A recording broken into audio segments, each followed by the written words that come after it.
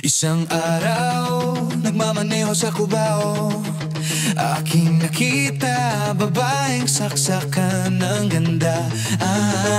Sinundan ko ang kotseng sinasakyan niya. Hindi ko nakitang may dumarating pala. Hindi ko naiwasan, kami biglang nagkabanggaan.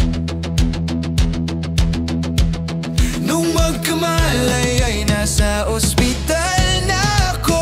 Inasikaso ng doktor na pili ng nanay ko. Biglang-bigla na lang ang nurse andyan na, at para kong nakita anghel sa ganda. Kahit nagdederyo, itong nasabi ko sa kanya: Ale, nasa langit na ba ako? Mama, kayo po ba si San Pedro? Okay lang sa akin kung ako'y deadball na, basta't ikaw ang lagi kong kasama. Kaya alin, nasa langit na nga ako. At paglabas ko, niyaya ko na siyang pakasal. Tinanggihan niya at nasabi may asawa na siya. Dinamdam kong masyadong sinabi niya.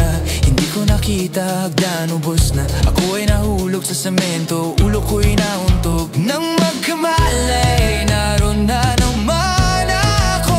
Inaasikaso ng doktor na pili ng utol ko. Biglang-bigla na lang ang bagong nurse andyan na. Tinanong ko muna siya kung may asawa na siya. Sabi niya wala, ang puso ko'y biglang natuwa.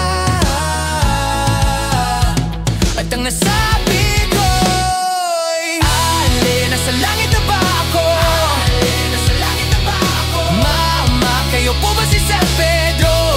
Kayo po ba si San Pedro? Okay lang sa akin kung ako'y deadball na, basta't ikaw ang lagi kong kasama. Kaya ale, nasa langit na nga ako. Ale, nasa langit na ba ako? Ale, nasa langit na ba ako? Oh mama, kayo po ba si San Pedro?